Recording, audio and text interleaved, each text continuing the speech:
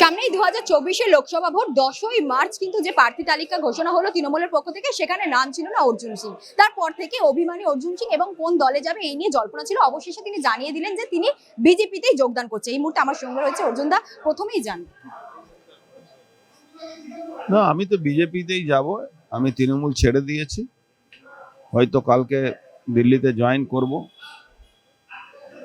Actually আমি তো বিজেপির এমপি ছিলাম, কিন্তু একটা ফর্মাল যেটা করতে হয় সেটা করব। অলরেডি মমতা ব্যানার্জি মাননীয় মুখ্যমন্ত্রী বলেইছেন, আমি তো বিজেপিরই এমপি ছিলাম, জয়েনের তো কোনো ব্যাপার নেই, জাস্ট একটা ফর্মাল ম্যাটার আছে। আমি তো অলরেডি বিজেপির এমপি, উনি বিজেপির এমপিকে নিজের মঞ্চে বসিয়ে রেখেছেন, তার এটা আমার তো বড় পাওনা কি আমি বিজেপি এমপি হয়ে তৃণমূলের মঞ্চে বসেছিলাম। তো কি কখন কে কি বলে আর কি হয় সবটাই আপনারা জানেন, দেখছেন। 1.5 বছর যে দিলেন তৃণমূলকে, তাহলে কি পুরো 1.5 বছরটাই বৃথা? নিশ্চয়ই বৃথা। 2021 সালে যে অত্যাচার তাণ্ডব করেছিল পোস্টপোল ভায়োলেন্সের, এই মানুষের যে ব্যারাকপুরে মানুষের উপরে যে অত্যাচার হয়েছিল, সেই অত্যাচার জন্যে তাকে বাঁচাবার জন্যে আমাকে কিছু পদক্ষেপ নিতে হয়েছিল। সেই পদক্ষেপ থেকে আজকে শান্তি ফিরিয়ে এনেছি আমি। কিন্তু আর এই দলে থাকার কোনো আমার উদ্দেশ্য নেই। এই দল কিন্তু কোনো পুরনো কর্মীকে, কোনো পুরনো লোককে, প্রত্যেকটা পুরনো লোককে আমি বলছি সবার অবস্থায় আমার মতনই হবে। যারা সিনিয়র লিডার আছেন সবাই কিন্তু সময় অপেক্ষা করুন। যেরকম মুকুল রায়কে শেষ করা হলো, আমাকে শেষ করা হলো, যেরকম রাজীব ব্যানার্জি এখনো পেন্ডুলম মতন ঘুরে বেড়াচ্ছেন। আপনি এই দেখবেন 3জন এমএলএ যারা জয়েন করেছে, বিজেপি এমএলএ তৃণমূল গেছে, তাদেরও সেম হাল হবে। অনেক সিনিয়র মানুষ আছেন যারা দীর্ঘ সময় তৃণমূলের জন্য রক্ত দিয়েছেন, তাদেরও সেম অবস্থা আছে। তারাও কিন্তু বাড়িতে বন্ধক হয়ে বসে আছে।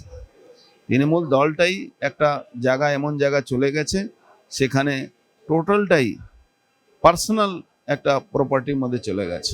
সেখানে দাঁড়িয়ে তৃণমূল থেকে আপনাকে অনেক প্রলোভনও দেখানো হয়েছিল যে এমপি পদ দেওয়া হয়নি, কিন্তু মন্ত্রী বা অন্য কোনো। দেখুন, আমি তো এমপি, আমি তো মন্ত্রী কেন যাব? আমি তো এমপি ছিলাম। এমপির আমার জায়গাটাকে কেড়ে নিয়ে বলা যাবে কি আপনাকে অমুক জায়গা দেওয়া হবে, অমুক জায়গা, সবটাই একটা ললিপপ ছিল। এই ললিপপের আর আমি পা দেবো না, কান দেবো না। ব্যানার্জি গতকাল বলেছে, আজকেও কুণাল ঘোষ বলছে যে ব্যারাকপুর থেকে যে প্রার্থী দাঁড়িয়েছে অর্থাৎ পার্থ ভৌমিক যোগ্য প্রার্থী, সব দিক থেকে বিবেচনা করেই। না, উনি তো সবাইকে যোগ্য বলেন। শাহজাহানও যোগ্য ছিল, শাহজাহানের ডিফেন্ড করেছিলেন উনি বিধানসভার মধ্যে। তারপরে বললেন না শাহজাহান খারাপ। কেষ্ট মণ্ডল উনি খুব যোগ্য ছিলেন, উনি বীর ছিলেন, তারপরে উনি খারাপ হয়ে গেলেন। পার্থ চ্যাটার্জি উনি খারাপ হয়ে গেলেন, মানিক ভট্টাচার্য উনিও খারাপ হয়ে গেলেন, জ্যোতিপ্রিয় মল্লিক উনিও খারাপ হয়ে গেলেন।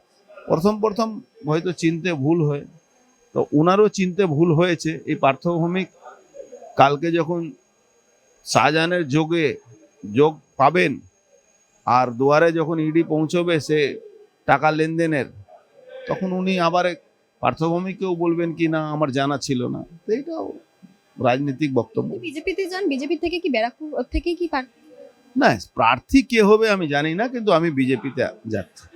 সেখানে দাঁড়িয়ে তো তৃণমূলেও আপনাকে অন্য জায়গায় প্রার্থী বলে দাঁড় করানো। আর আমার প্রার্থী হওয়া না হওয়া নিয়ে আমি কোনো বাধার নেই, কিন্তু আমি আর তৃণমূলে থাকবো না, একদম স্পষ্ট আছে।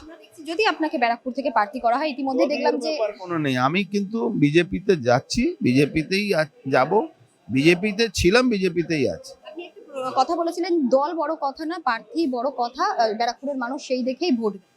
একদম না, দল বড় কথা আমি বলিনি। আমি বলেছিলাম 2019-এও কিন্তু দল হয়ে আমি লড়েছিলাম। মানুষ বিজেপির উপরে বিশ্বাস করে, অর্জুন সিংয়ের উপরে বিশ্বাস করে, যৌথ একটা মোদিজির আশীর্বাদকে নিয়েই আমি লড়াই করেছিলাম। আমি 2019-এও জিতেছিলাম।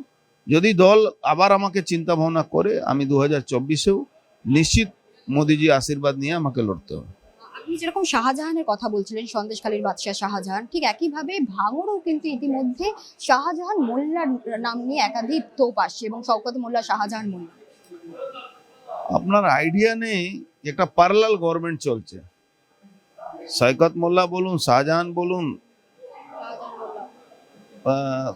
যাই বলুন, যাকেই বলেন, পুরো বর্ডার এলাকাটাকে যেভাবে তছনছ করে দেওয়া হলো, ওখানে মারদের বোনদের যেভাবে তাদের মান সম্মান নিয়ে তারা লুটপাট করছে, মানুষ জেগেছে, তার জবাবও মানুষ দিয়েছে।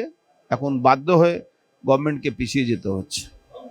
সবশেষে যদি পার্থ ভৌমিকের সাথে আপনি প্রতিদ্বন্দ্বিতায় নামেন তাহলে আপনি কি আশা করছেন? কোনো লড়াই নেই। কর্মীদেরকে ধমকিয়ে ধমকিয়ে এখন আনা হচ্ছে, কর্মীরা থাকছে না।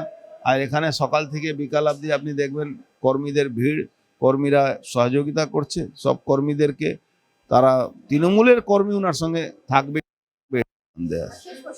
আচ্ছা, আপনি বলছেন যে দলের সাথে সাথে এখান দিয়ে বহু কর্মীরাও বিজেপিতে যোগদান করতে চলেছে। হাজার হাজার কর্মী জয়েন করবে, আপনি দেখবেন। না, দিল্লিতে তো হাজার হাজার কর্মী আসবে না, দলের নির্দেশে আমরা লোকালেও কোথাও জয়েন করাবো, লোকালেই জয়েন। আমি দিল্লি যাব। একদমই একদমই দেখলেন, আমি সরাসরি কিন্তু 24 আওয়ার্স টিভির লাইভের মাধ্যমে আপনাদের সেই দৃশ্য তুলে ধরলাম। ইতিমধ্যে কিন্তু অর্জুন সিং এর সাথে কথা বললাম। যেমনটা জানা যাচ্ছে যে দিল্লি থেকে তিনি হয়তো যোগদান করতে পারে, কিন্তু তাদের সাথে সাথে অর্থাৎ অর্জুন সিং এর সাথে সাথে কিন্তু একাধিক প্রার্থীরাও কিন্তু এই বিজেপিতে যোগদান করবে এবং তিনি পুরো পরিষ্কার জানিয়ে দিলেন 24 আওয়ার্স টিভির লাইভের মাধ্যমে আমরা দেখাচ্ছিলাম। তিনি কিন্তু পরিষ্কার জানিয়ে দিলেন যে তিনি কোনো এবারে টিকিট বা প্রার্থী হিসেবে না, তিনি বিজেপিতেই ছিলেন, তিনি বিজেপি হয়েই লড়বেন এবং বিজেপিতেই যাবেন। তাতে টিকিট পাক কি না পাক সেটা বড় কথা না, তিনি বিজেপিতেই থাকবেন। কারণ মুকুল রায় এছাড়াও একাধিক আমরা দেখেছিলাম তৃণমূলের কর্মীরা যখন বিজেপিতে গেছিল এবং বিজেপি থেকে তৃণমূলে ফিরে এসেছিল, তাদেরকে একদিকে শোকজ করে দিয়েছিল, এমনটাই মন্তব্য করেছিল। তেমনই অবস্থা অর্জুন সিং এর হতে চলেছিল। সেই অবস্থা থেকে যাতে না হয় তার জন্যই তিনি কিন্তু বিজেপিতে যোগদান করবেন, এমনটাই বলল। আর সরাসরি সেই ছবি আমরা আপনাদের সামনে তুলে ধরলাম। ভারতপাড়া থেকে ক্যামেরায় বিক্রমের সাথে ঋতুপর্ণা রিপোর্ট, 24 আওয়ার্স টিভি।